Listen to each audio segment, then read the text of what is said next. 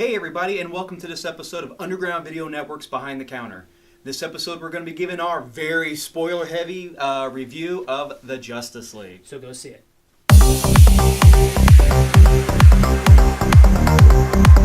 Hey, welcome to this episode of Underground Video Network's Behind the Counter.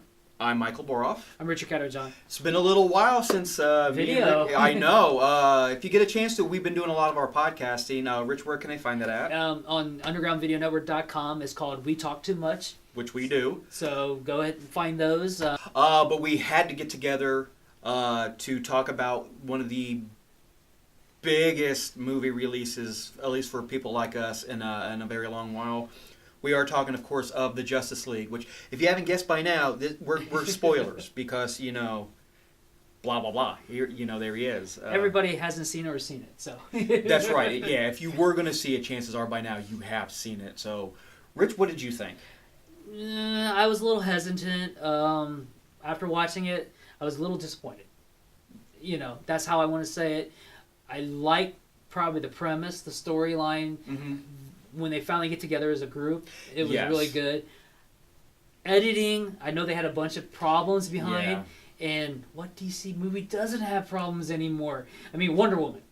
That was flawless. That was good, but it just seems like everybody has problems, Yeah. And I know what happened. They had brought another director in. Mm-hmm. Things got changed a little bit, so that's where I was disappointed. The editing, and I think it's because I edit. That's true. Yeah, when you do something and you know what to look for, you know what to recognize. I will admit, my thoughts on the movie was I really enjoyed it. I very much enjoyed it. It was what I was hoping for, especially after Man of Steel and Batman v Superman. I was leery because my hopes had gotten really high, and then it kind of.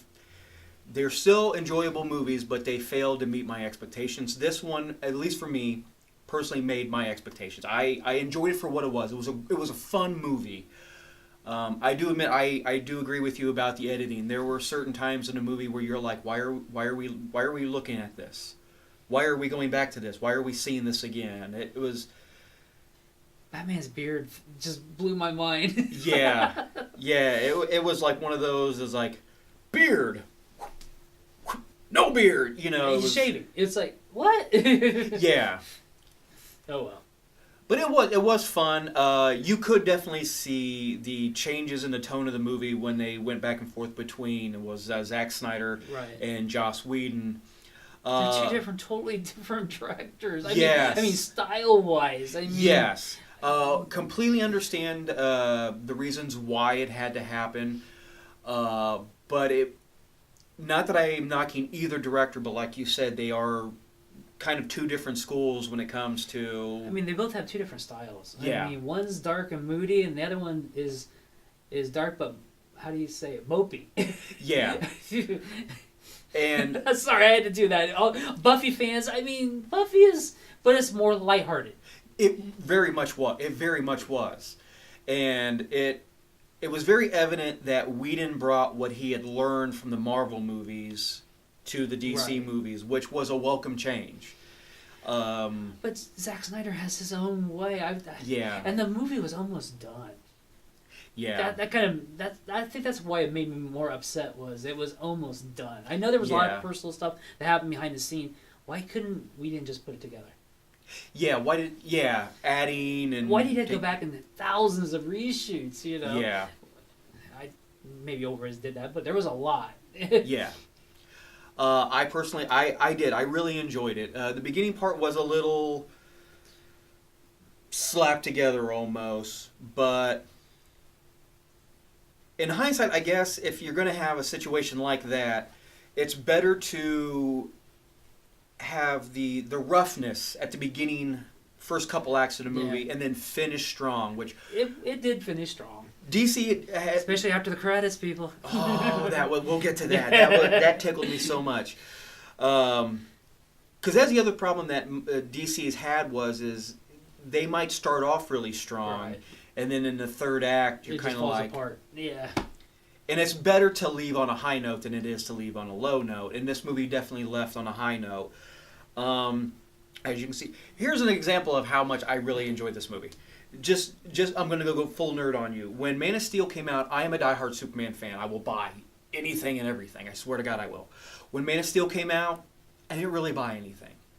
When Batman v Superman came out, I didn't really buy anything. After Justice League came out, this little bad boy's mine. I did.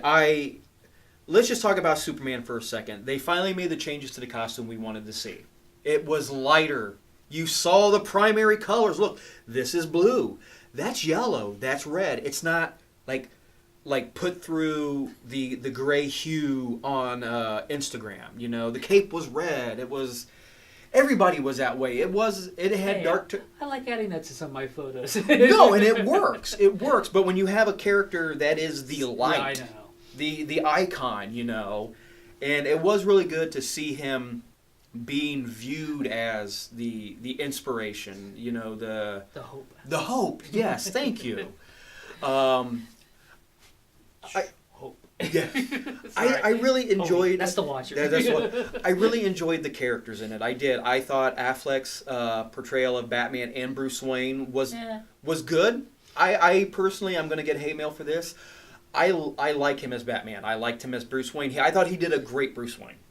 Yeah, you know, what's your superpower? I'm rich. Yeah, that was the thing that It was kind of like, and it just showed his Superman's effect on the Marvel or the DC universe. That you had a character, Batman's character, who they've established had been doing it for 20 years. Right. He was done. He was he was just at the lowest point. But after meeting and seeing the sacrifice that Superman made, we saw that change in his attitude in Justice League. He lightened up. Oh, yeah. He joked around a little bit, you know, like the scene where he gets knocked on his butt and he's like, "I'm bleeding. I know I'm bleeding somewhere." You know, it was good. The Flash was great. Yeah. I really Ezra Miller. I really enjoyed his Barry. There was a lot of nice subtle touches too. Yeah. You know, because like one that got pointed out online, he was actually wearing the Clark Kent outfit, The flannel. the flannel and Yeah. everything, exactly like from the original '70s. Yeah, and if you don't believe us, look it up because it is a thing right now. Go back and rewatch '78's movie. Oh God, yeah. We don't know why we have to tell you this. It's for me. It's Saturday. It's my time to watch the original. I really enjoyed Batman. I really enjoyed Cyborg. Started off a little darker than the Victor Stone that we're used to. And kind of rushed origin. Yeah, I think they were playing on the idea that we saw his origin in the video sequences from Batman v Superman. Right. You know. And where was the football sequence that was in the trailer? Yeah, there was a lot that wasn't in the trailer. I know. There's a whole video I just shared today. There was a lot, and I don't know if it was, as we mentioned before, bad editing or if it was a oversight or not a I'm giving them the benefit of the doubt. In my mind, I'm saying that with all the spoilers that trailers have. You mean they filmed a trailer? Yeah, you know, all that stuff was filmed specifically for the trailer. Yeah, because like the one scene that was released where it was a little one. This is the only one I was really ticked that they didn't mention was that Clark never. In the one preview we saw Clark mention to Lois that she was still wearing the ring. Oh, yeah. That was a great little moment. That wasn't in the movie. You know that. Oh yeah, well yeah, it wasn't. No, the one little leak that kind of made the rounds that we didn't see. We didn't see the black suit. Oh yeah. Because what was it? The big little teaser is when Henry Cavill had tweeted a picture of the hat. Yeah. The picture of the black hat, and I know I had a lot of friends that were like, me too, that were really super excited to see the black suit. And when the movie came out, I was like, at least he didn't have the mullet. "Don't you knock the mullet! Don't you knock '90s mullet Superman!" That was bad. That was man, that was bad. Aquaman. I was so impressed. I went into that movie thinking even if the movie doesn't meet my expectation, as long as Aquaman meets my expectation, I was happy. I was really happy. I was happy with the movie the entire way around, but man, Jason Momoa, he is both the Aquaman we wanted and the Aquaman that we deserved. He really brought he really made people forget about the Super Friends Aquaman. He was like hipster Aquaman. A little bit, yeah. Yeah. I'm sorry, but when he goes out and rips his shirt off and jumps in the ocean. Yeah. He chugs that bottle of whiskey. It's like, oh, man. And the stuff we saw, we got to see a little bit of Atlantis. A little bit, yeah. Which I'm super excited for because we know that the Aquaman movie is happening. They're already filming it, you know. Yeah. So it was really nice to be able to see what we have to look forward to. And I heard they're handling the underwater sequence a little different. Oh, that's, yeah. They need to, or it's not going to work. A whole movie the way they did it just isn't going to work. So. Because that was the one thing that me and some other people had mentioned too is during the underwater sequence, we never actually heard them speak underwater. It wasn't until Mira did the air bubble thing that they talked back and forth. So maybe they did that on purpose to kind of, you know, give us something to talk about, something to look forward to. It's like, how are they going to, you know, because an entire movie of them just going, you know, it works a little bit for Black Bolt, but we need characters that talk. Yeah. You know, so I'm... Yeah, well, I was thinking, you know, a lot of people was upset about the Atlanteans in the Vance sequence, you know, the flashback sequence. Yeah. Well, maybe Atlantis hadn't sunk yet.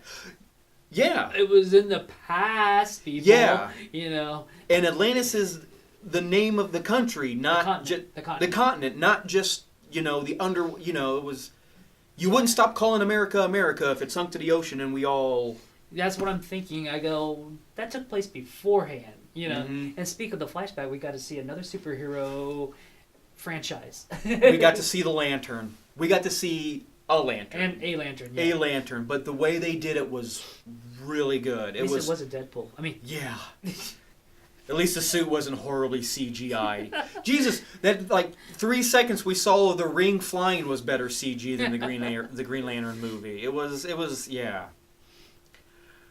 That scene was great. We digress. Yeah, but I just want to do the Lantean stuff, you know. Yeah, that scene was great. And if Lego's out there listening, if you want to do like that scene with like the Atlanteans and the Amazonians and the Lantern with Steppenwolf, you got my money. I've already bought like a half a dozen sets. So it the one other complaint I have. It's a small complaint, but it's a big complaint. Lois Lane needs to keep her damn mouth shut. Seriously. A few minutes earlier, we had that great scene with her and Martha. I really liked that scene with her and Martha. It showed that the two of them were close. But it was the idea that the one reporter comes in and is like, hey, I need your source. I'm never giving up my sources. I need your source. I'm never giving up my sources. And then like 5 minutes later, she's there in the middle of the park. Clark! Excuse me, Mr. Police Officer, Clark! I don't know. I got the feeling it wasn't the fact that he got woken up out of, you know, being dead that was like cheesing him off. It's like every time I turn around, she's screaming Clark, you know. Which that scene was great too. Yeah, yeah. And it did fit. It did fit. It wasn't just like completely out of character. It was, you know, he was still dazed. Yeah. You know, that was one of the arguments I used to somebody. It's just like, well, when he woke up, he was already evil, blah, blah, blah. I'm like, dude, I'm a jerk when I get woke up. I'm an angry sleeper. You wake me up, you know, and I'm like, I'm ready. The guy was dead, you know, so you have no idea how that's going to affect, you know, somebody when they wake up, you know. He was a little cheesed off, you know. So, but that's oh man, one of my favorite scenes in the movie was during that scene when Superman has Wonder Woman and Aquaman, and the Flash comes running around in the Speed Force, and you just see Superman do this number, and Barry's all like, "Oh, that was great."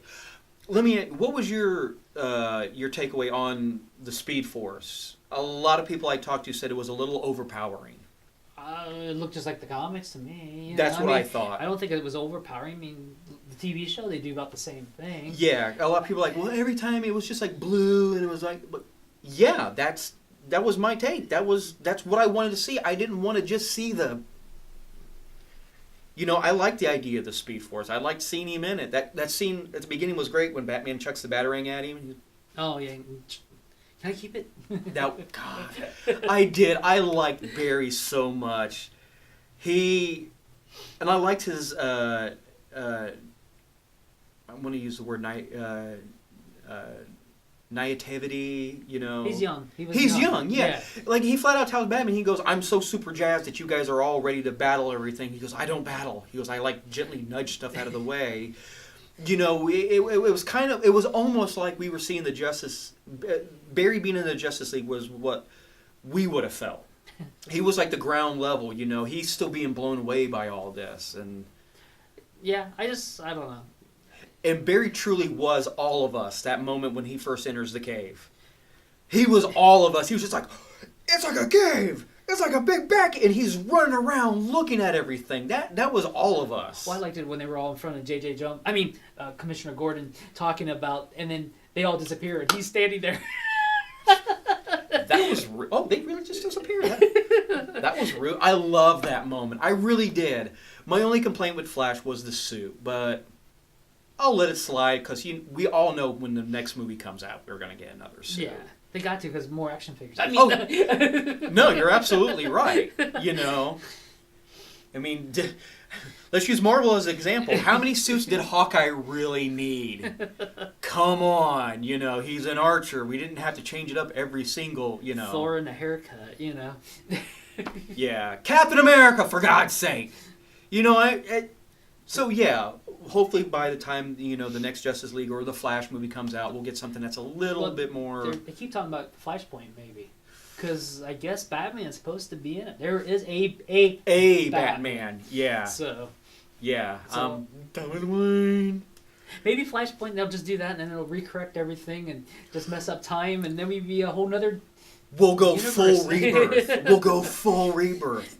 Well, you know, that might explain. I heard rumors, I heard talk that with Ben Affleck stepping down as Batman, that one of the forerunners for the new Batman is Jake Gyllenhaal. Oh, yeah. That would make sense. That would make sense. I would be for it, you know. And it would explain Wonder Woman in a way.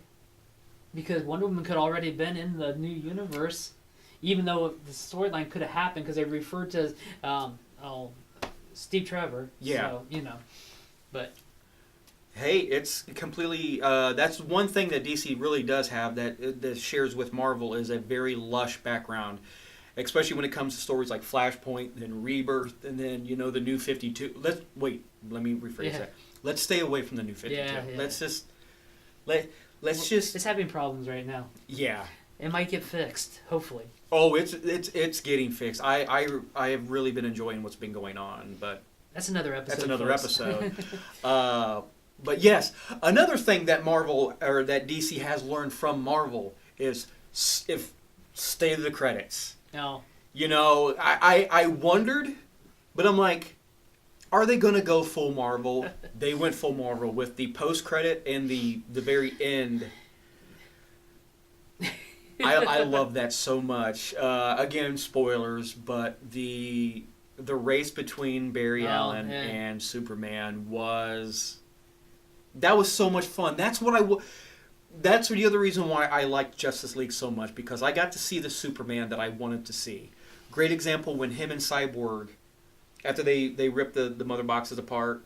You know, Superman had made the remark earlier about not wanting to die again. Oh, yeah. And then they're both laying on the floor, completely just obliterated, and they're laughing. And Superman's like, I changed my mind. I want it, you know, I wish I was dead. And then even Cyborg finally lightened up a little bit, and he was just like, my toes hurt. I don't even understand the logistics behind that, but my toes hurt. That was such a great moment with the two of them, you know. That was the one thing I think they made an effort in Justice League, was giving that moment between Superman and all of them. We got to see it with Batman, when Batman, you know, it's like... True. When Superman was like, I didn't even think you liked me. And Batman was like, I don't not like... You know what I mean? Yeah, yeah. It was that great little awkwardness. We got to see him with Diana. Got to see a little with Aquaman, you know.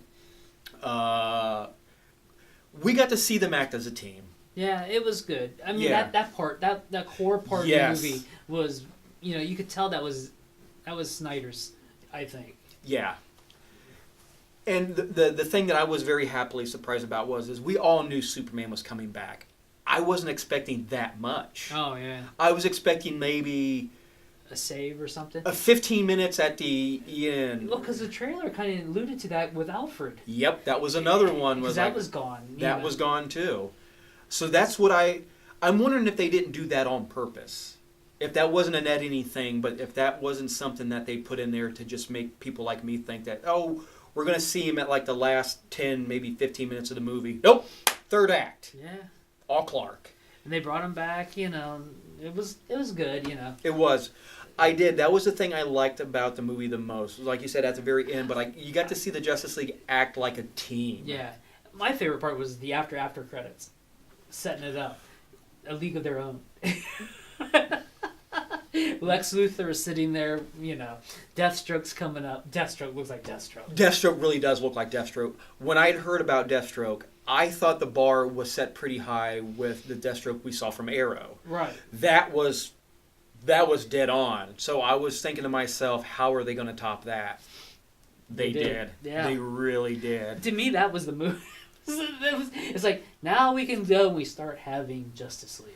Yes, because I think everybody was under the same impression, too. Of America. Yeah.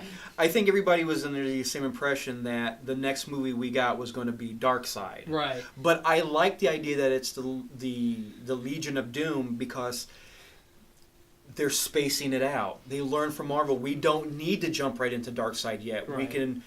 We need to build the team up a little bit more first. And then everybody will be confused anyhow because of what Marvel's doing with Thanos. So yeah, that's true. That's what I always was. I was always like, why are they doing this approach? I mean, I know that was a 52 approach, but yeah, I don't know. It's like, why? You could do all this other stuff. Oh yeah, there's. Which I will give them credit for. I know Steppenwolf got a lot of slack in this movie, but the idea that they used somebody that was powerful, but they didn't have to resort to Darkseid. Right. I think what their thought probably is we need somebody on par with Darkseid has a relationship with Darkseid. It's like sending in the Silver Surfer. Ah, yes, I like that. I don't know. That's how I looked at it. No, send in the Herald and let him shake things up. Yeah, you know, that's what I think they originally. I think that's what Zack Snyder was trying to do.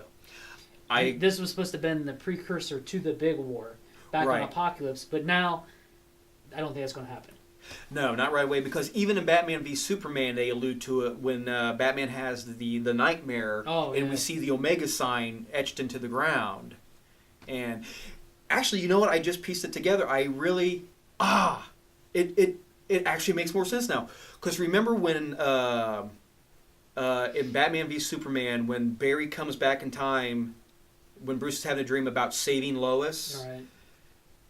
It now if you think about it, it now makes sense because when Superman comes back, when they bring Superman back, who was it that talked Superman down? Oh, yeah. Because he was still kind of in full-on rage mode, you know, especially with Cyborg's little misfire, which. Well, yeah. But it was Lois who was like, "Come here, Clark." AIs, you can't trust them. No. Yeah. But no, if you think about I literally, you just saw the thought process right here. I literally just put that together that it made sense because if Lois had died and things progressed in the Justice League the way that they had, without Lois being there to anchor Clark, right, it might have gotten really ugly. Superman would have been upon him, Darkseid. Yeah. Ooh, there's a good Elseworld story to see right there. So that's happened. Yeah. Just as long as Batman doesn't pick up a glove and hits Darkseid. I mean, sorry. Yeah. But all in all, my final thoughts on Justice League was I enjoyed it very much. I really did. Was it flawless? No. Especially for people like me who we're programmed to see the flaws. We've got that like Minority Report computer screen on our, you know, we're running the equations through our head, you know. But for somebody like me, I very much enjoyed it. I liked it. I saw a matinee, so I got it cheap. I will say in closing, I am looking forward to it when it comes out on Blu-ray, because Batman v Superman Saving Grace really was a director's cut. That's what I'm hoping for this. I know they say not, but I'm really hoping it's the saving grace I because hope it's a Zack Snyder edit. You know, I've heard that there's actually a petition going on Yeah, that they there want to is. just see just the Zack Snyder. And come on, man, it's a moneymaker because How many copies of the original Superman runs around? I mean, they just released the ABC version Yes. that's never been out. That has an extra 20 minutes, you know. And Mike hasn't bought it yet. I'm surprised, but it's going to happen. It's Christmas time. I gotta think about other people first, you know. But yeah, it's going to happen. But yeah, I mean, Cyber Monday's Monday, but but yeah, if they're smart, we'll pay the money for it. You know, if we get the usually they'll do a standard directors and then like the directors extended and then because I waited till the extended come out because actually the extended had the original cut with it. so did I just waited to that and bought that, and then I had both copies. So did I, because I'm not going to lie, when I bought Batman v Superman, it was quite a while after it had come out on Blu-ray. And it was kind of like, well, there it is. I've heard some good stuff about this director's cut. I bought it Cyber Monday last year. You know, that's when I got it. I got it for like $9. And Hey, Amazon Cyber Monday. I know it's over by the time you see this, but that's when you buy your DVDs. Yeah. And a special shout out to the unsung hero of Justice League, the guy whose job it was to cover up his mustache. You should be fired. With the technology that we have today. Why didn't they just Cesar Romero it? That's just like giving Mike Aquaman hair. What are you talking about? I have no problem with, I mean, I understand that sometimes, hair and facial hair does play an important part of a scene. I mean, but to just do it so willy-nilly and do it poorly, I mean, that just shows laziness, man. But my final thoughts on the movie, might as well, since I'm wearing it, I can dig it.